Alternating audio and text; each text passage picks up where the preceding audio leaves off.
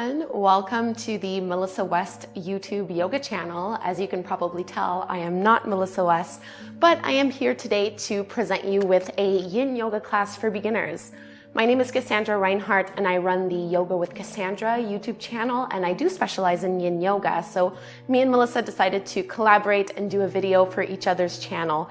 If you enjoyed today's practice and want to do more Yin Yoga with me, I encourage you to come subscribe over to my channel. And while you're here, also definitely subscribe to Melissa's yoga channel. We are going to need one block and one strap for today's yoga practice. If you don't happen to own these props, it's not a big deal. So a great replacement for a strap is a belt. So just like a regular belt for your pants, that'll work really well. And if you don't happen to own a block, you can get some really thick or dense cushions, or you can even grab a really large book.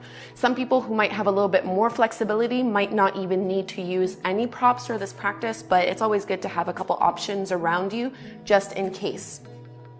So if you are unfamiliar with the practice of Yin Yoga, it's quite different from other styles such as Hatha or Vinyasa or Power Yoga. So instead of focusing on our muscles in Yin Yoga, most of the focus is on our joints and on our connective tissues. So we do not warm up before practicing Yin Yoga, which I know a lot of people think is kind of strange. But by not warming up, we're able to send the stress and send the benefits of the poses to our connective tissues and to our joints as opposed to our muscles. And in Yin Yoga, we are holding poses for an extended period of time. So it can be anywhere from 2 to 8 minutes, depending on what we're doing. So we always want to make sure that we're not pushing ourselves too far.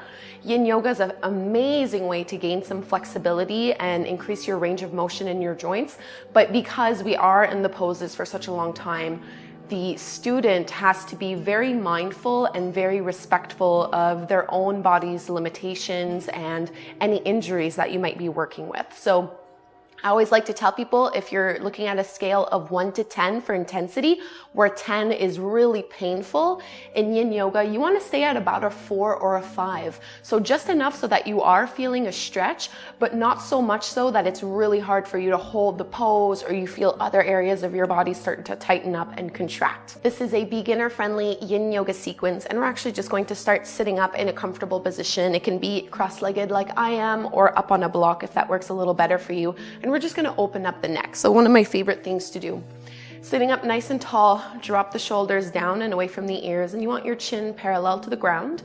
You're just going to drop your right ear towards your right shoulder. So the chin is still slightly elevated here, and you should start to feel this a little bit towards the left side of your neck.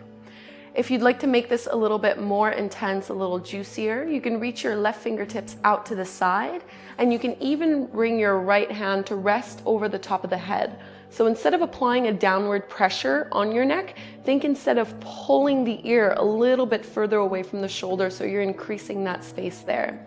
So find your intensity, that 4 or 5 on a scale of 1 to 10. Just enough so that you feel sensation, but it's not painful in any kind of way. And once you find yourself in your version of the pose, you can let the eyes close or the gaze soften. And you can slow down your breath, inhaling and exhaling through the nose. This is a deeply meditative and introspective practice. It gives us an opportunity to drop in and really just see what's going on,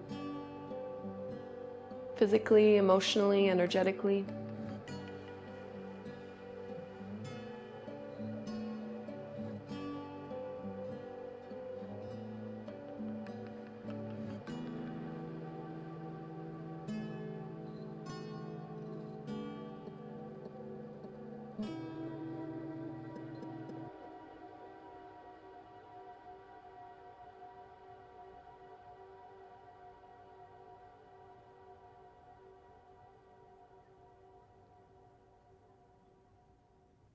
And notice where your mind tends to go. If you get distracted easily, just bring the focus back to your breathing.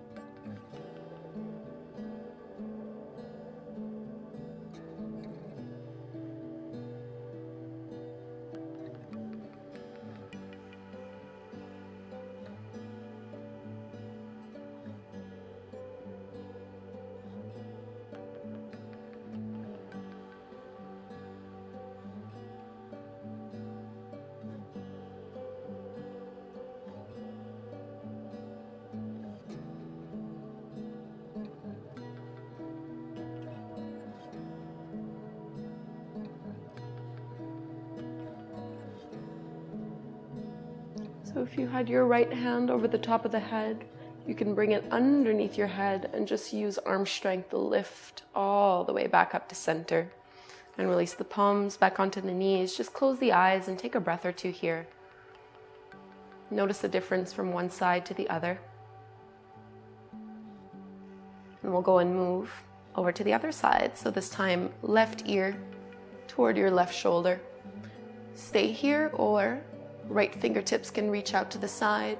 Maybe the left hand goes to the top of the head, just to really stretch the ear further away from the top of the shoulder. Nothing changes in the spine. You are still lifted up tall, grounding down through the sit bones.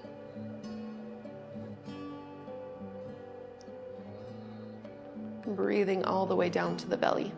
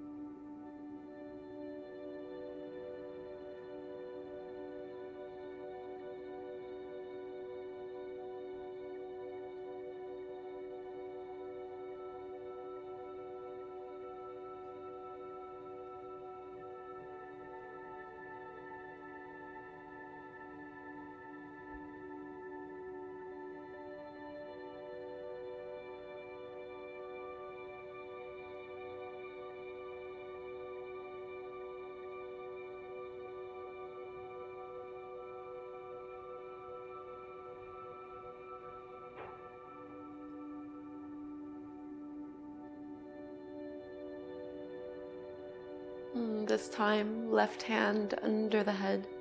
Slowly lift all the way back up. Hands on the knees. Take a few breaths just to observe the effects of this pose.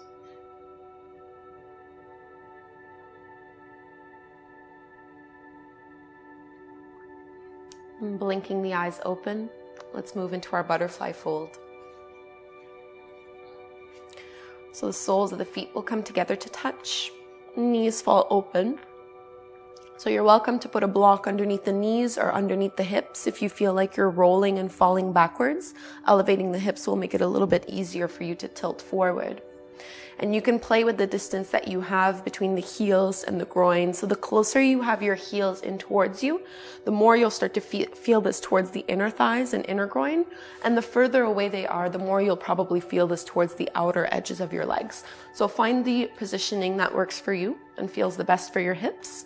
And we're going to walk our palms forward. So this is not a hatha yoga class. So we are not trying to maintain a flat back. In Yin Yoga, gravity is doing the work for us, and we want to relax the muscles, all muscles, as much as possible so that we can get into our joints as opposed to working the muscular body. So walking the palms forward, I like to turn my palms to face up to resist the temptation to push and pull. So there is none of that going on. And when you find your edge, you can let the spine naturally round and the head hang heavy. If you're somewhere close towards the floor, having a prop and placing it underneath the forehead or underneath the chest can make the pose a lot more comfortable, or you might prefer to just let yourself hang heavy. And because we are here for a few minutes, take your time to really get settled and find the positioning that works the best for you. So that once you are in the pose, you won't need to fidget or move, and you can just enjoy the sensations. So we're stretching all down the spine and deep into the hips.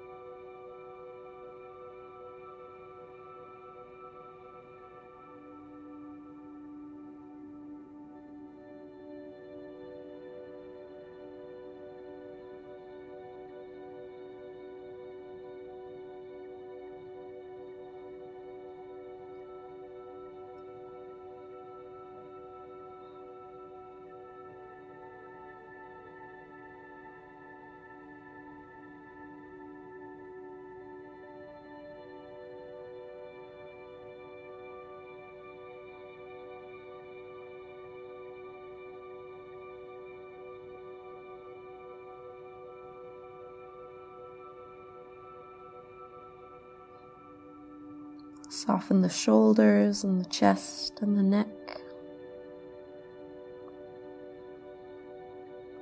Let go a little bit more with every exhale.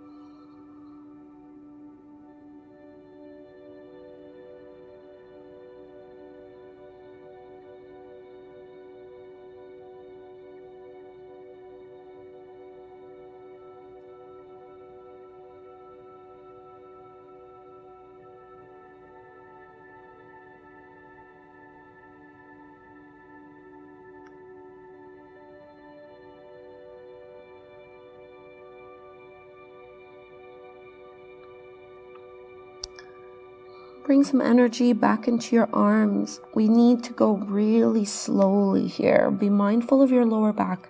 Just walk the hands in inch by inch and keep your breath going as you lift out of the pose. No rush.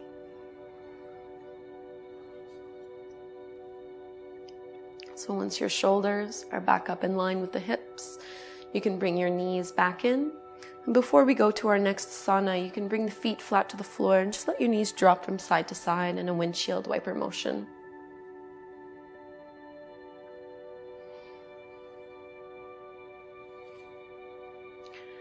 We'll be making our way into a wide-legged child's pose. So from your hands and knees, you'll bring the big toes together to touch, and the knees will really go as wide as you would like them to go. So the wider they are, the deeper the stretch will be towards the hips, low back, and inner groin. But if it feels like too much, just bring your knees a little bit closer towards one another. Otherwise, they can move towards the edges of the mat. And then you're walking your hands forward and melting the heart and the forehead, either down to the floor, or you can always put a block underneath the forehead if the mat is a little bit too far away. And again, just find your edge. There's no need to push or pull or force your way into any kind of shape.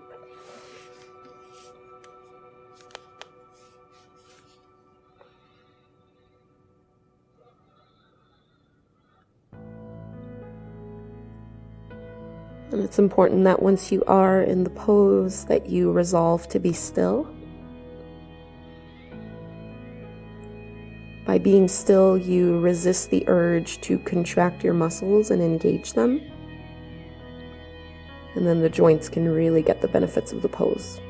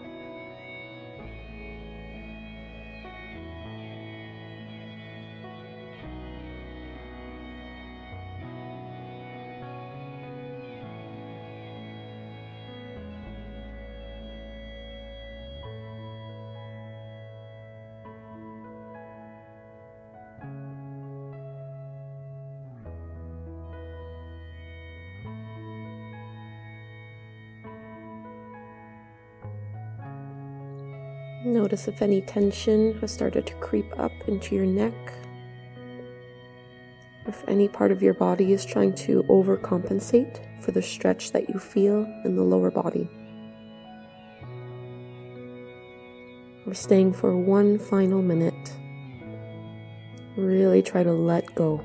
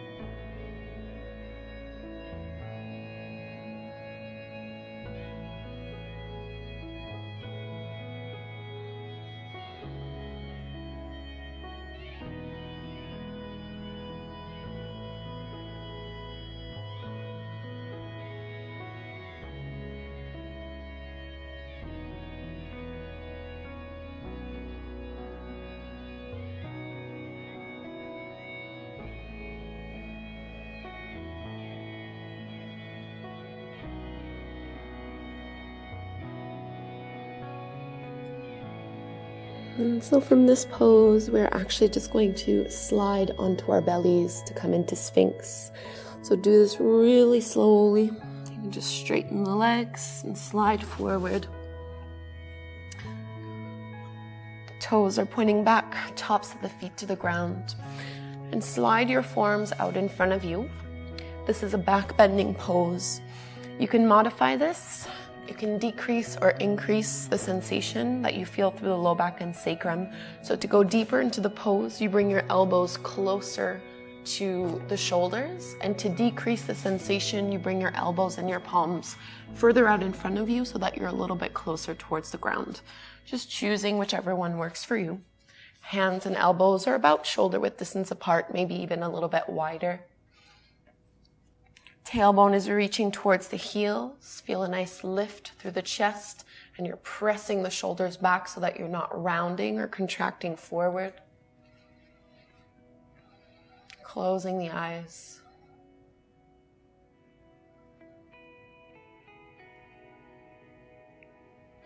Imagine you can send your breath directly down into your tailbone, into your low back, and right at the front of the heart.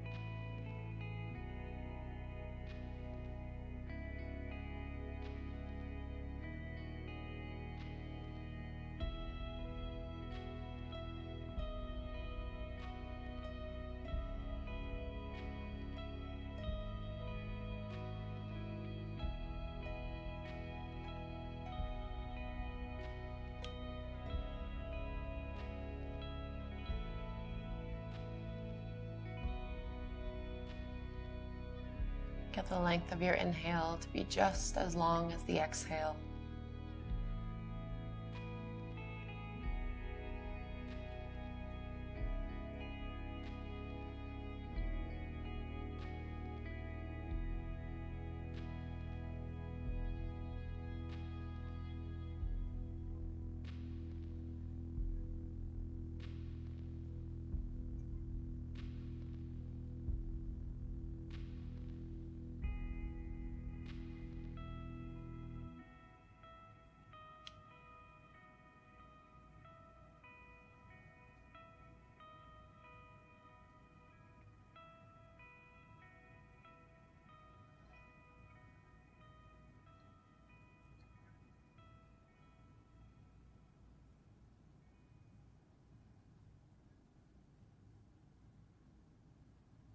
Let's release to lie on our belly. Give yourself a few breaths just to stack the palms and rest the forehead down.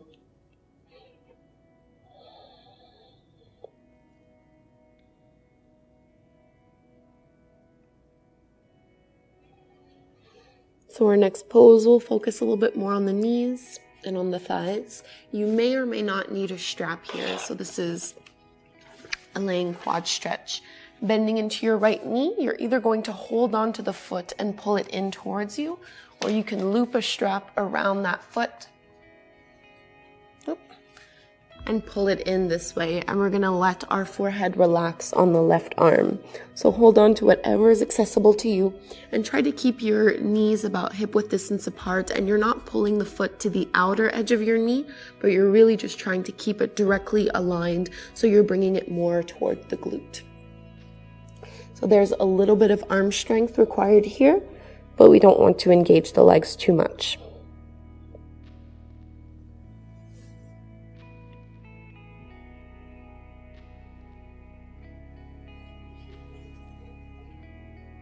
So if you were to engage the muscles here, you would feel this mostly in your quads and at the front of the thigh. But by relaxing those muscles, you should feel it a little bit more into the knee joint. And by applying this kind of stress, we are actually able to strengthen our joints and also improve their range of motion.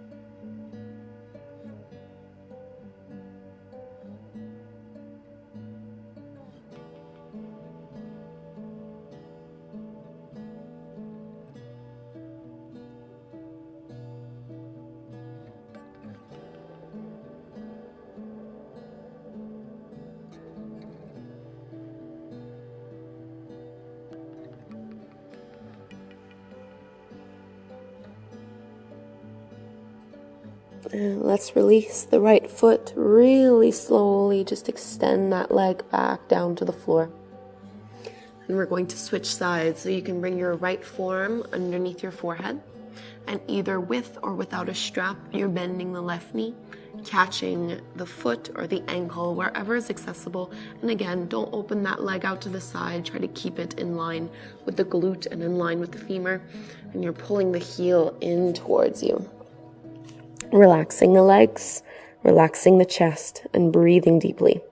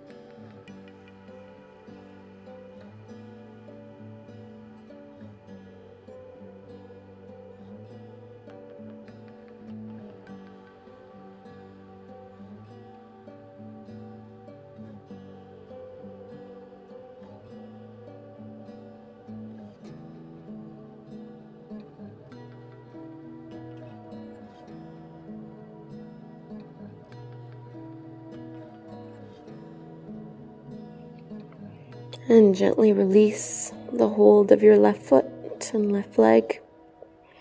And we're just going to roll onto our backs. So any way you need to get there. I'm just going to flip over. You can get rid of the strap if that's something that you had been using. I'm getting settled here. Let's finish with a lying spinal twist before moving into Shavasana. So you'll need to reach your arms out to the sides so the shoulders stay grounded to the floor, arms out into a T. And you can lift your hips and shift them a couple inches over towards the right before letting both knees drop down over to the left, either with one leg stacked over the other, or you can twist a little bit deeper by crossing your right thigh over your left. You can also modify this by placing a block either in between the thighs or underneath the knees for more support. As much as possible, try to keep your right shoulder blade pressing and anchored to the floor. So the collarbones face up, and this twist is really just coming from the low or mid to low back and down into the hips. Send your breath all the way down into your low back and into the outer edge of your right hip.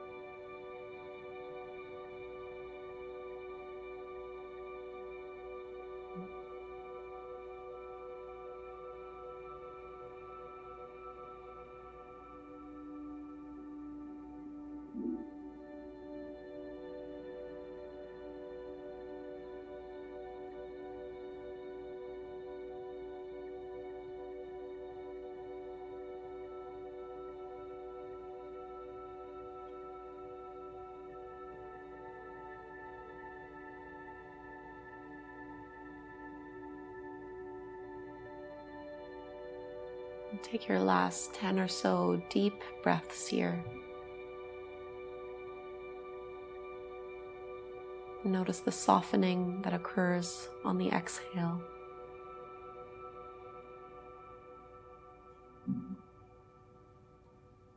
Letting yourself melt down into the floor underneath you.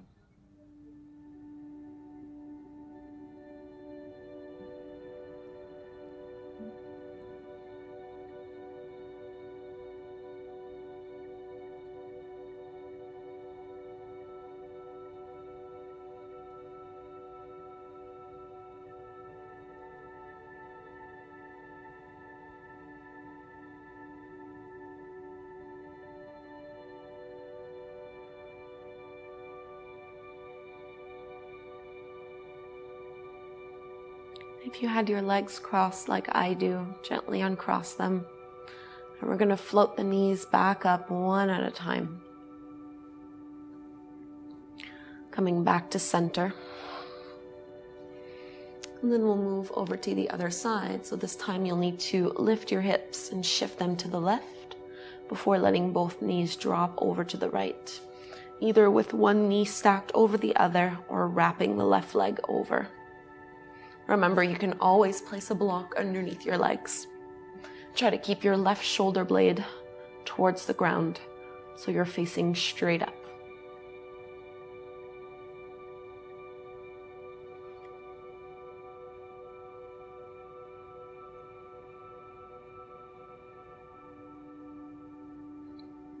Just notice if any part of you is still trying to work hard here. Yin is a practice of allowing and of non-resistance, which can be quite challenging.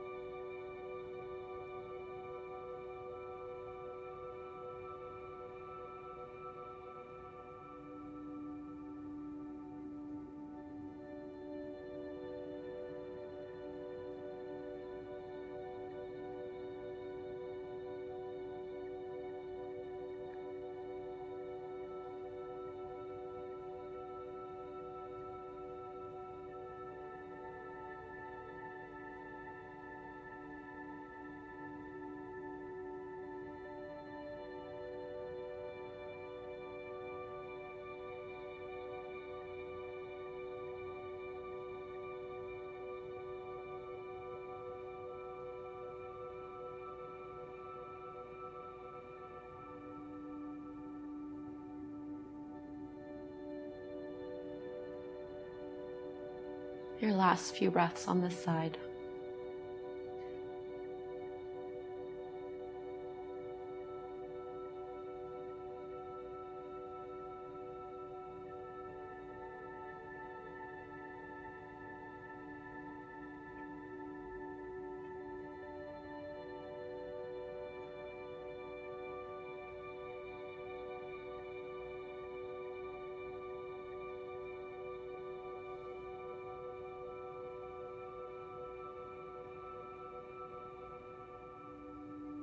And uncrossing the legs, just floating the knees back up one at a time.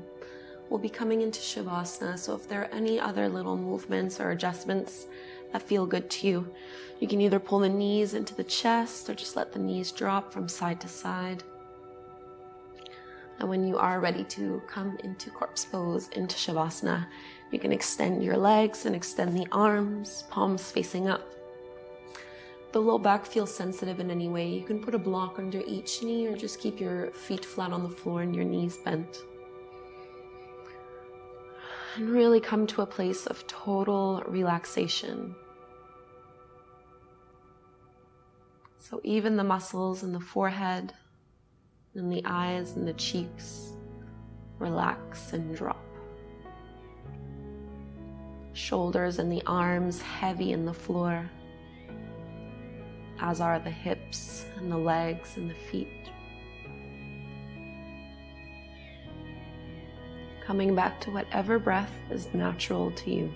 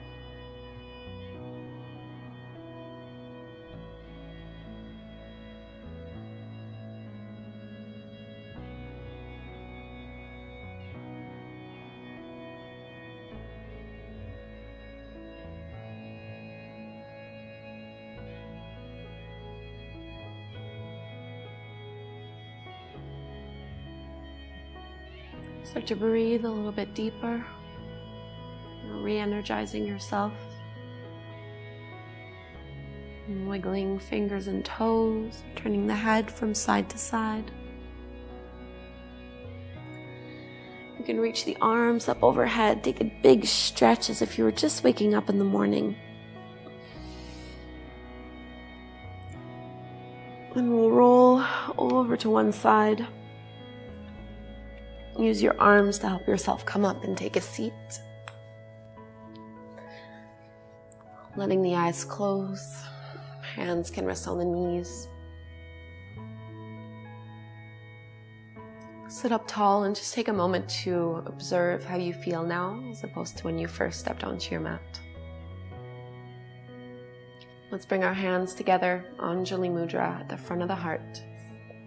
Closing our practice with one chant of Om. You're welcome to just listen or join in. So we'll inhale to chant.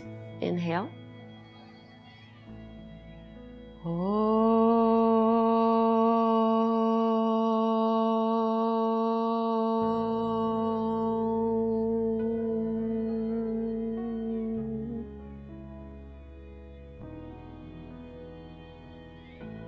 Namaste. Thank you so very much for doing this beginner Yin Yoga class with me. I do hope you enjoyed it.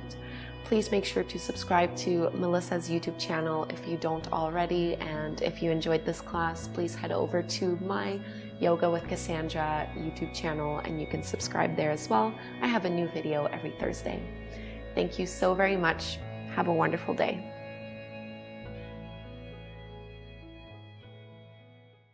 Melissa would love to hear your questions and thoughts. Please leave your comments below the video. Thank you for your reviews on iTunes and YouTube. Your reviews help us to share yoga and a yoga lifestyle with others around the world. If you have a question for Melissa, you can leave a voice message at melissawest.com, and Melissa may answer it in an upcoming blog.